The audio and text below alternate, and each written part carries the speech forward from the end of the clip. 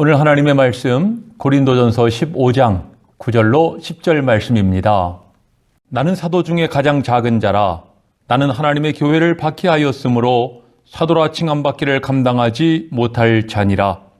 그러나 내가 나 된 것은 하나님의 은혜로 된 것이니 내게 주신 그의 은혜가 헛되지 아니하여 내가 모든 사도보다 더 많이 수고하였으나 내가 한 것이 아니요 오직 나와 함께 하신 하나님의 은혜로라. 아멘. 세상을 사는 그 어떤 사람도 혼자 태어난 사람은 없지요. 부모가 있기에 생명이 있고 지금의 내가 있는 것입니다. 또 태어났다고 저절로 크는 것도 아닙니다. 양육과 돌봄이 있어야지요. 한 사람이 독립적인 삶을 살기까지는 부모를 비롯해서 많은 사람들의 돌봄과 희생이 있는 것을 우리가 잘 알고 있습니다. 부모가 다르고 가정 환경이 다르고 성장 과정이 다르고 학식이 다르고 여건이 다르지만 여러 사람의 도움의 손길을 통해서 오늘의 내가 있다는 것은 모든 사람들에게 똑같이 적용되는 공통의 이치인 것입니다.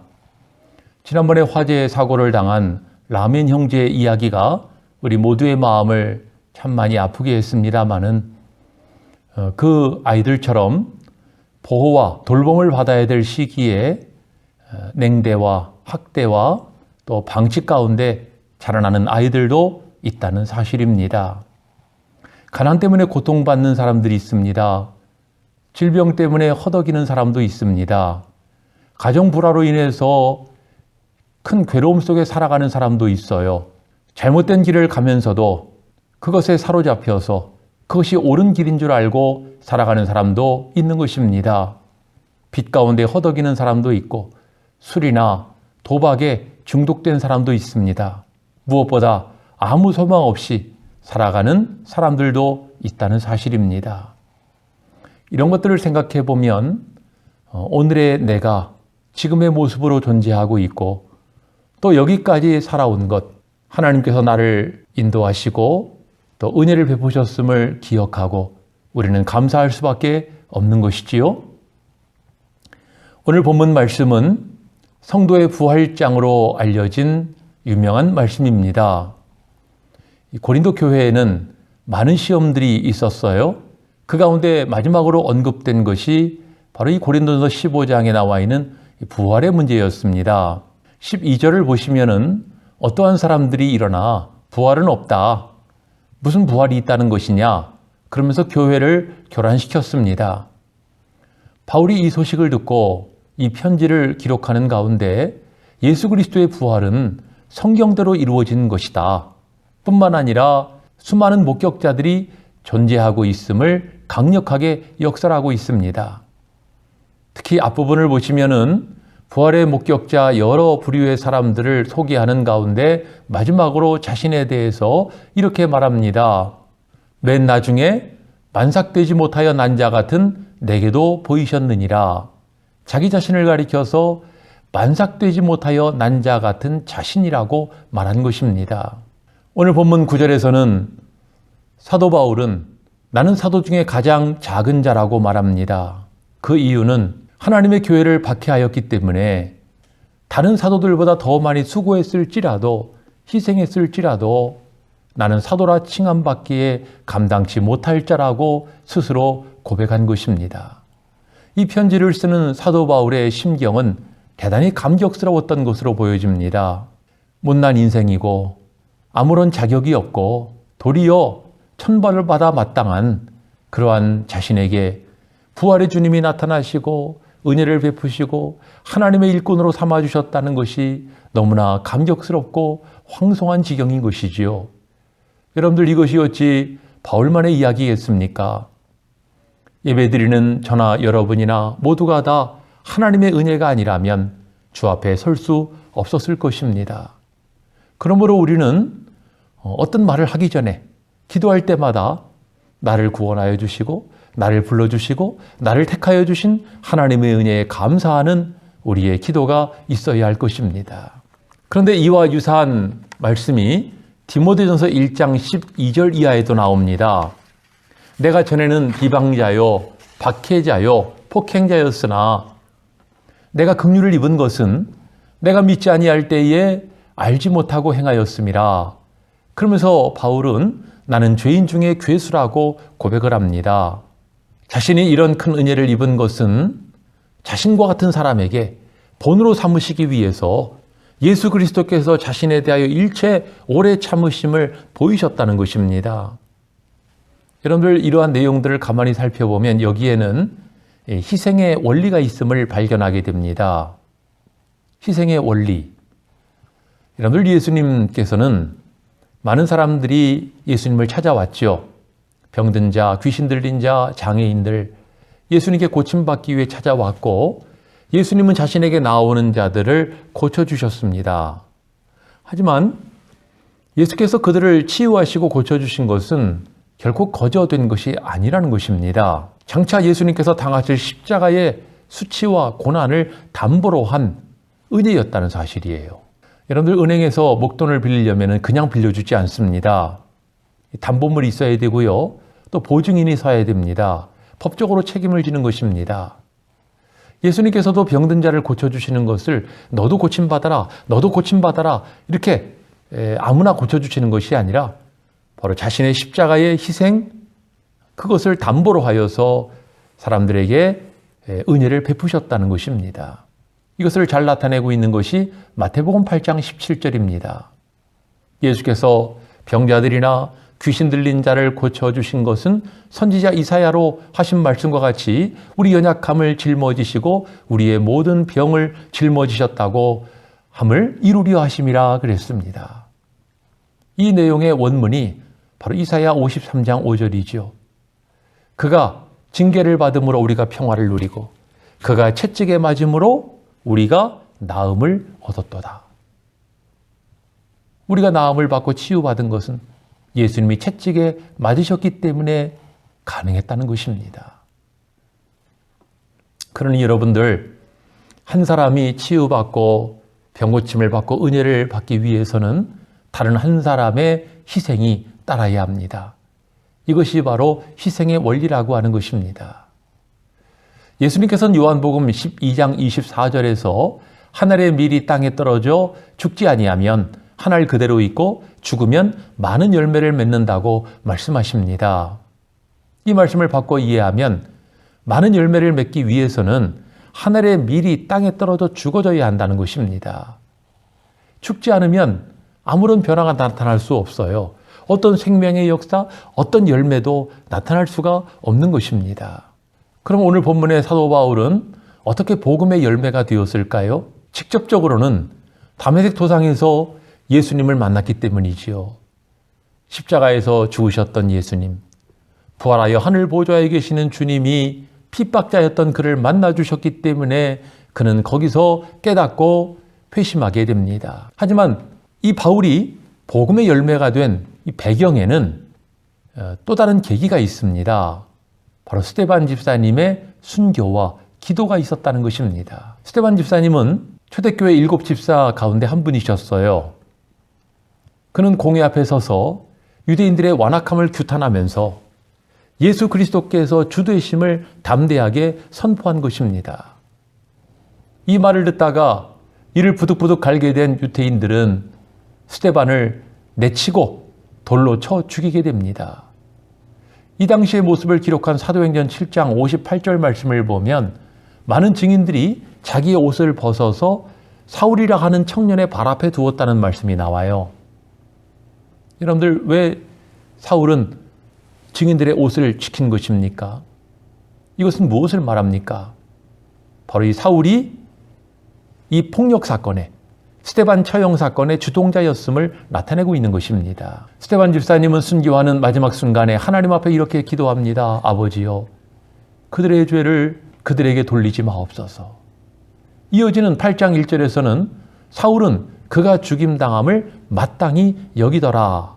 놀랍게도 스데반 집사님의 순교로 말미암아 많은 열매가 맺혀지게 되었는데 그 열매 가운데는 바로 바울이 존재하고 있었다는 것입니다. 스데반 집사님이 순교함으로 어떠한 많은 열매가 맺혀졌습니까? 사도행전 11장 19절 이하를 보시면은 그때 스데반의 일로 일어난 환란으로 말미암아 흩어진 자들이 베니게와 구브로와 안디옥까지 이르러 복음을 전했는데 특별히 안디옥에서 수많은 사람들이 믿고 돌아왔다는 것입니다.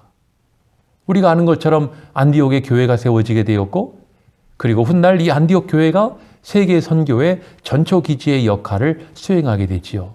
안디옥 교회가 생겨나게 된 것은 스데반 집사님의 순교가 안디옥 교회의 탄생으로 이어지게 되었다는 것이고요. 동시에 핍박자였던 사울이 복음 전도자 바울로 바뀌는 놀라운 대반전의 열매가 맺혀지게 되었다는 것입니다. 그렇습니다. 기독교의 역사를 살펴보면 희생 없이 저절로 부흥하거나 저절로 성장한 예가 없습니다. 여기서 이 희생이란 내가 받을 것 다 받아가며 누릴 것 다 누려가면서 하는 희생이 아닙니다. 온갖 불이익과 위험을 감수하면서 하는 희생이에요. 심지어는 내 목숨, 내 생명까지 포기할 각오를 하는 그런 희생을 말하는 것입니다. 내가 가진 것 가운데 얼마를 떼어주는 그런 희생이 아닌 것입니다. 그래서 기독교 역사에서 속담처럼 쓰이는 말이 기독교는 피를 먹고 자란다. 수많은 순교자의 피 위에서 기독교가 성장과 발전을 이루었다는 것입니다. 그러면서 우리 기독교는 위에서 찍어 누르면 옆으로 퍼지고 옆에서 퍼지지 못하도록 가로막으면 위로 솟구치는 그런 본성을 갖고 있다는 것입니다. 요즘 기독교가 탄압을 받는다는 그런 이야기들이 많이 나오고 있습니다만은 여러분들 우리 기독교의 역사, 기독교는 참 희생의 종교이고 또 희생할 수밖에 없는 그런 종교인 것을 나타내고 있는 것이지요. 이번 추석 명절에 큰 화제가 된 것 가운데 하나가 가수 나훈아 씨의 콘서트였어요. 대한민국 어게인이라는 주제로 3시간 가까이 단독 공연을 이어갔습니다. 전체적인 기획이라든가 백그라운드 음악가들, 또 디지털 영상 처리 기술, 그리고 가장 중요한 가왕 나훈아 씨의 가창력 다 훌륭했지만은 특별히 이번 콘서트 가운데 이 나훈아 씨가 작심 발언한 것이 큰 화제가 되고 있습니다. 나훈아 씨가 이런 말을 했어요. 역사책에서 왕이나 대통령이 국민들의 생명을 위하여 목숨을 버린 예가 없다. 이 나라는 여러분이 지킨 것이다. 여러분들 진정으로 자기를 희생하는 자들이 나라를 지키는 자였음을 나타내고 있는 것입니다. 이처럼 영혼을 구원하는 일에도 희생이 따르는 것입니다. 한 사람의 성도가 세워지는 것도 누군가의 희생이 있어야 돼요. 교회가 세워지는 것도 누군가의 희생이 따르는 것이고 사명을 감당하는 것도 그러한 것입니다. 예수님 자신이 십자가에서 못 박혀 죽으심으로 생겨난 것이 우리 기독교가 아닙니까? 사도 바울이라고 하는 복음의 열매는 예수 그리스도의 십자가의 희생과 스데반 집사님의 순교로 말미암아 생겨난 열매였던 것입니다. 오늘날은 희생을 말하기도 어려운 시대예요. 또 희생이라는 말을 듣는 것도 거북스러운 때입니다마는 하나님께서는 오늘 이 시대에도 하나님의 구원 역사를 위해 또 주님의 교회를 위해 희생할 사람을 찾고 계십니다. 온전한 교회가 되기 위해서는 희생이 필요하다는 것입니다. 그런데 이런 희생의 원리만이 아니라 성경에 나타나는 많은 신앙의 인물들을 보면은 거기에는 공통적인 신앙의 원리들이 있는 것을 보게 됩니다. 이 원리는 신앙의 인물들만이 아니라 오늘을 사는 우리 모두에게 똑같이 적용되는 것이기 때문에 우리 모두가 다 의미심장하게 받아들여야 되고 이것을 영적인 교훈으로 삼아야 하는 것입니다. 성경 인물들은 나와는 다른 사람이야. 나는 그 사람들과 같지 않아. 라고 생각하는 분들이 계실지 모르겠어요. 하지만 여러분들, 성경의 인물들이 왕이었든 선지자였든 지도자였든 그거 이전에 그들은 한 사람의 성도였다는 사실, 그들의 본연의 모습은 성도였음을 우리는 기억해야 합니다. 그들은 성도의 대표자들입니다. 그러면 그들에게 있었던, 그들에게 공통적으로 적용된 그런 신앙의 원리가 무엇입니까? 첫째는 하나님의 선택과 고난입니다. 성경의 인물들은 하나님이 선택하신 사람들이지요. 그리고 하나님이 선택하신 사람들에게는 고난이 따랐다는 것입니다. 물론 그 고난 가운데는 자기 자신의 어떤 행위로 말미암아 그것이 단초가 되어서 받은 고난의 사람도 있어요. 야곱은 아버지를 속이고 형을 속였기 때문에 그로 말미암아 20년 동안이나 타향살이를 하고 그리고 마음에 큰 부담과 고통을 안고 살아가야 했습니다. 요셉도 형들의 잘잘못을 고자질하는 이 행동 때문에 형들의 미움을 샀고 애굽의 종으로 팔려갔지요. 모세도 혈기를 참지 못하고 애굽 사람을 돌로 쳐 죽임으로 말미암아 한순간에 살인자가 되고 도망자가 되어 40년간이나 미디안 땅에서 고난 속에 살아야 했습니다. 그런가 하면 자신의 행위와는 상관없는 외적인 요인으로 인해서 고난을 받은 사람들도 있어요. 욥은 이해할 수 없는 고난을 겪은 사람입니다. 다윗도 자신을 시기하고 질투하는 사울왕으로 말미암아 목숨의 위협을 받게 되고 큰 고난 속에 살아야 했습니다. 다니엘은 어떻습니까? 자기 민족과 선조들의 죄로 말미암아 그는 이방 나라의 포로로 끌려가고 거기서 객지 생활을 해야 했던 것입니다. 어떤 이유에선 간에 여러분들 고난이 있었다라고 하는 것이고요. 이 고난은 그들을 새롭게 하고 그들을 강하게 하고 그러면서 이 고난을 통해서 하나님의 뜻을 이루셨다는 것입니다. 우리 모두는 이들처럼 하나님께서 택하신 사람들입니다. 또 우리 가운데에도 고난이 있지요. 나의 행위로 말미암은 것이든 아니면 나의 어떤 잘못이나 실수가 아닌 하나님의 섭리적 고난 가운데 있는 사람도 있습니다. 중요한 것은 하나님은 이 고난을 통해 우리를 연단하시고 하나님의 뜻을 이루는 계기로 삼으십니다. 그 뜻은 무엇입니까? 우리를 성결하게 하시고 또 우리의 믿음을 강인하게 하시고 영적으로 성숙하게 하셔요. 우리의 신앙 인격이 새로워지게 하십니다. 하나님 앞에 합당한 모습으로 만들어 가시는 것입니다. 그 목적이 무엇입니까? 장차 우리를 하나님 나라로 이끌어 드실 것인데 하나님 나라에 합당한 사람으로 우리를 가꾸어 가시는 것입니다. 뿐만 아니라 이 세상에서도 하나님께서 믿고 맡길 수 있는 하나님의 일꾼이 되게 하시기 위함이에요. 로마서 5장 3절에서 말씀합니다. 다만 이뿐 아니라 우리가 환난 중에도 즐거워하나니 이는 환난은 인내를, 인내는 연단을, 연단은 소망을 이루는 줄 알미로다. 그러므로 우리가 하나님 안에서 겪는 모든 고난에는 소망이 있고 약속이 있습니다. 따라서 어떠한 고난 가운데 있든지 우리는 하나님 안에서 기뻐하고 즐거워해야 할 것입니다. 두 번째의 공통점은 극적인 구원입니다. 이 벼랑 끝에서의 구원이라고도 할 수가 있겠어요? 야곱이 피신한 것은 그의 생명에 위협받았기 때문이지요.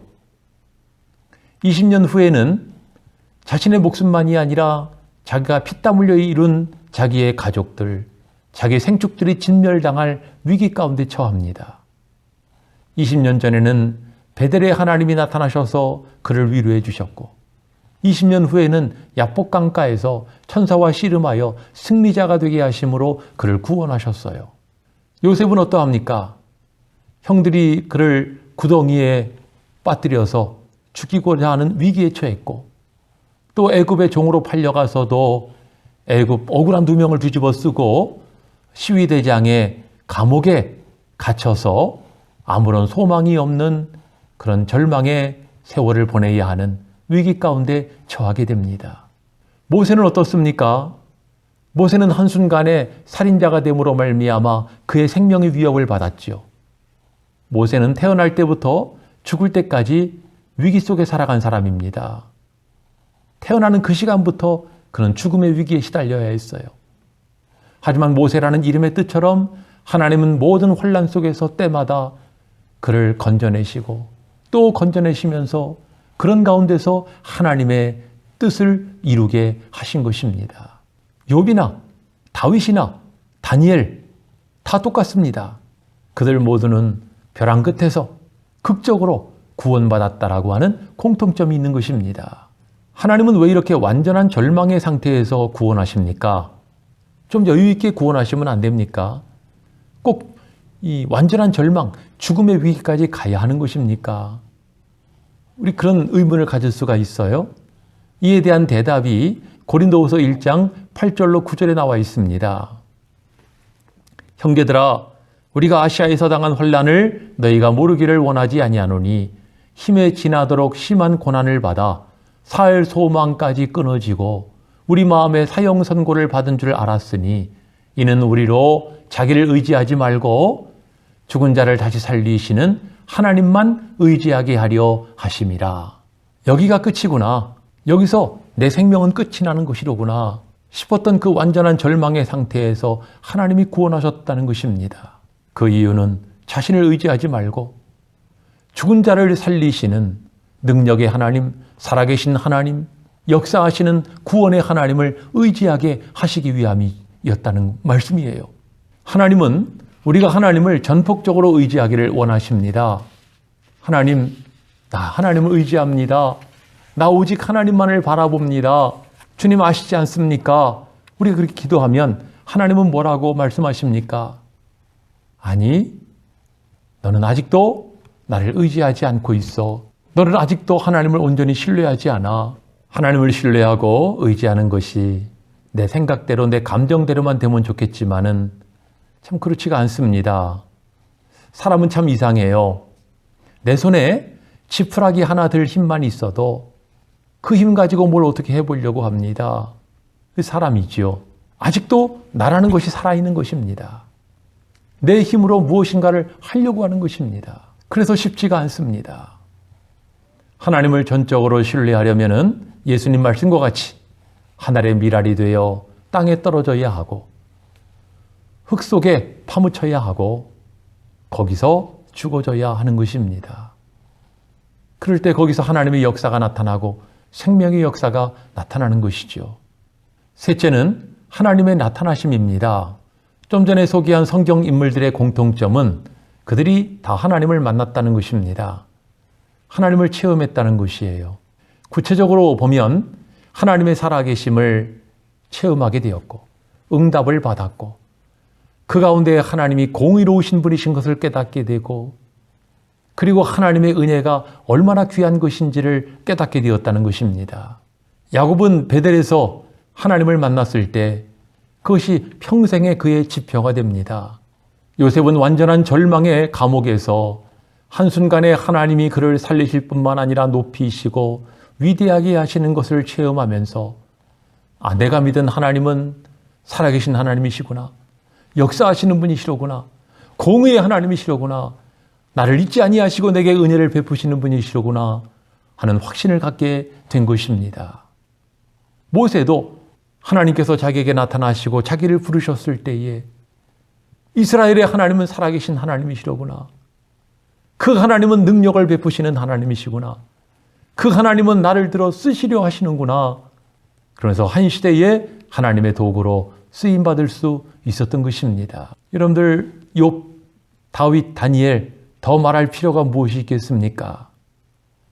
그들은 모두가 다 자기 삶의 순간 속에서 하나님을 체험했어요. 하나님의 살아계심을 체험했고 하나님의 능력을 체험했고 하나님의 구원과 하나님의 공의를 하나님의 은혜를 체험한 것입니다. 오늘 본문의 바울도 부활하신 예수 그리스도를 만났을 때 진정한 하나님의 의의가 무엇인지를 깨닫게 되었습니다. 하나님의 은혜를 깊이 절감하고 감격할 수밖에 없었던 것입니다. 지난 수요일 날 영상 설교 내용이 하박국의 고백이었습니다마는 여러분들 하박국도 하나님의 응답을 받게 되었을 때 내가 믿는 하나님은 공의의 하나님이시구나. 은혜의 하나님이시구나 깨닫고 감사하고 확신하면서 내가 여호와로 말미암아 즐거워하고 나의 구원의 하나님으로 말미암아 기뻐하리로다 감격적으로 고백한 것이지요. 그러니 하나님의 나타나심이라고 여러분들에게 소개해드렸습니다마는 이 안에는 하나님의 응답, 하나님을 체험함, 하나님의 살아계심, 하나님의 공의, 하나님의 역사하심, 하나님의 은혜 이 모든 것들을 다 함축하고 있는 것입니다. 지금까지 성경 인물들의 공통점을 살피면서 우리가 거기서 신앙의 원리를 찾아보았죠. 우리가 믿는 하나님은 어떤 분이십니까? 자기 백성을 선택하시고 고난으로 이끄시는 분이십니다. 그리고 벼랑 끝에서 극적으로 구원하시는 하나님이십니다. 뿐만 아니라 자기 백성에게 응답하시고 체험을 주시고 공의를 나타내시는, 은혜를 베푸시는 하나님이신 것을 우리가 발견하게 되었습니다. 이 모든 원리들은 신앙, 체험, 사명, 이 세 가지 단계에 모두 적용되는 그런 신앙의 이치들입니다. 그러면서 이는 성도와 교회의 본질을 나타내고 있습니다.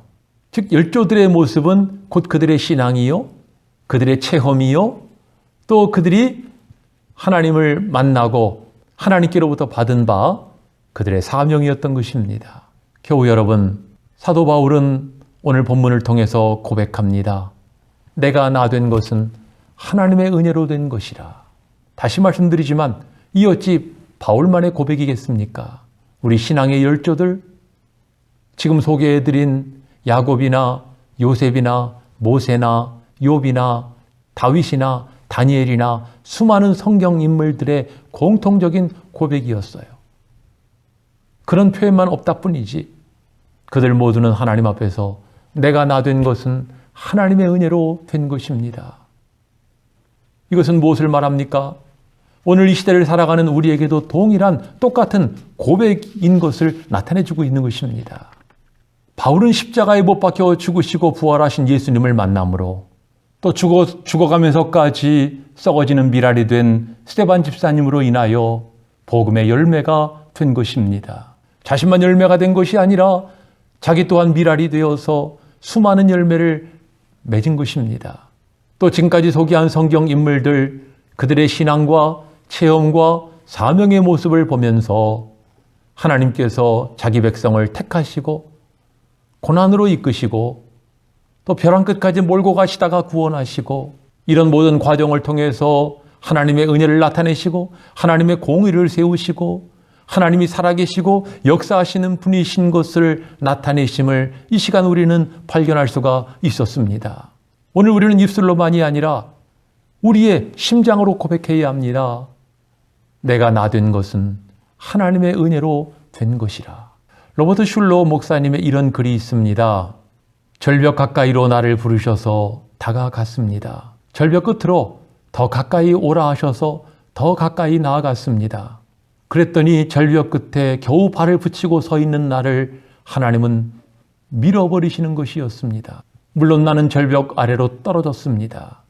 그런데 그때까지도 나는 몰랐습니다. 내가 날 수 있었다는 것을. 하나님은 이 시처럼 우리를 날게 하시는 분이신 줄로 믿습니다. 내가 나 된 것은 하나님의 은혜로 된 것이라.